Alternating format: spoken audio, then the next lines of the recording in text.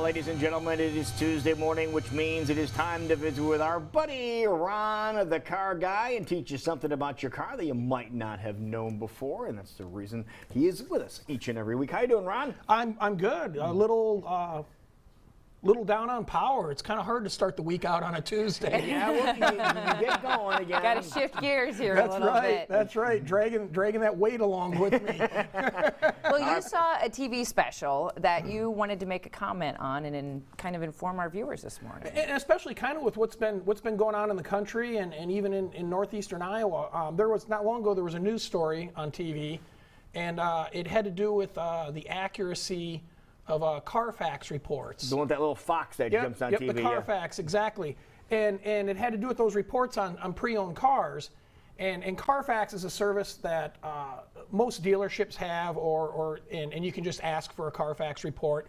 Or if you're buying a private party vehicle, you can go online to Carfax and you can buy a report on that vehicle or multiple vehicles. It's around $40. I was going to ask you how much it was. Yeah, it's not a lot when you look at the investment cost of a vehicle. But it tracks the history of the car as far as how many owners it's had, and if it was a lease car, if it's been sold.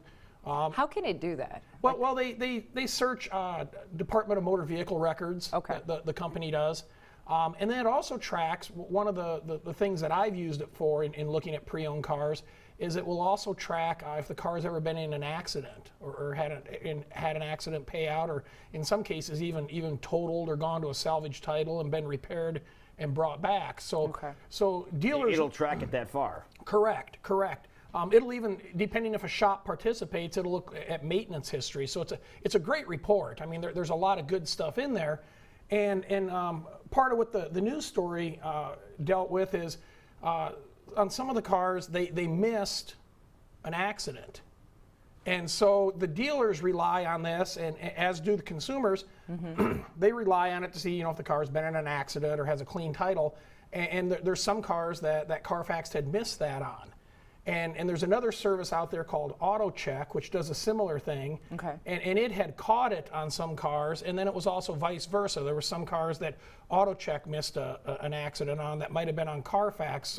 And why would these two reports be different? Because I'm sure they're drawing the information from the same database. And they must be missing something. The other thing that happens sometimes on cars is, let's say a car gets in an accident, and there's never a payout by an insurance company. Maybe it wasn't insured, maybe the company that owned it had it self-insured, and they in turn sell the vehicle, someone fixes it, privately. They have no record that vehicle, they rely on insurance payouts and insurance data to come up with the total or the accident stuff. So it's not a perfect system. It's a good system, and it provides good information, but it's not a perfect system.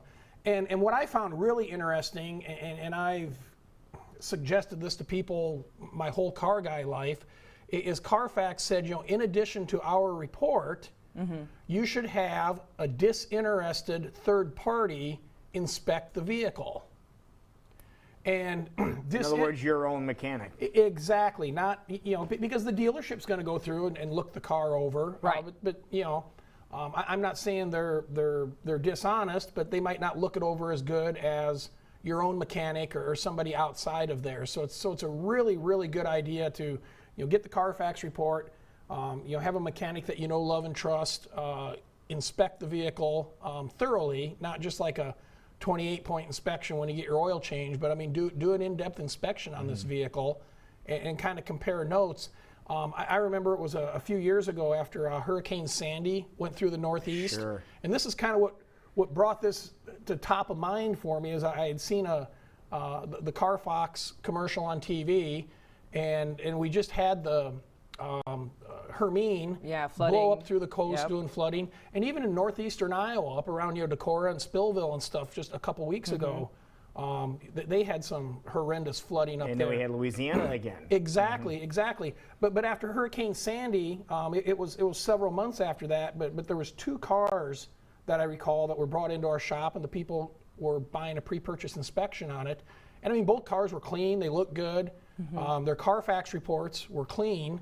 And one of the things we do on a pre-purchase inspection is we'll pull a corner of the carpet back and we'll look at the electrical connectors, because these cars are a computer on wheels anymore. Right. And if a car's been in a flood or been underwater, there will be green corrosion where those connectors plug in. And it's just downhill from there, because over time you get bad connections, you start having weird electrical problems that take hours to trace down. And that's why most insurance companies, if a vehicle is underwater, is in a flood, they just total it, because they know with all the electronics and the electrical, It's going to be a headache. it's non-repairable. Right. And 2 of these cars had come from the East Coast, had made it through auctions, to local dealership lots. And I called and I talked to both of the dealers, and I mean, they had no idea. And I truly believe they had no idea. I mean, they weren't trying to pull a fast one. They do what I would do if I was a car dealer. I look at the Carfax report. It's clean. It came from the auction. The car looks clean. But both of these cars had major issues coming down the road because they'd been underwater. Flooded. Exactly. And it isn't just limited to the flooded cars. I mean, in that news story, there was a car that had been in a major accident. It was sandwiched in between 2 other cars, and someone had fixed it and sold it, and it had a clean report. So, kind of the gist The of it report is, tells you things so long as it has gone through an insurance company. and as long as it's been properly reported, and like anything, there's a lot of data out there that computers are pulling, and stuff can sometimes fall through the cracks. So it's best to So do I your didn't due see diligence. the report. Was the report a negative type report on Carfax? No, not at all. It was.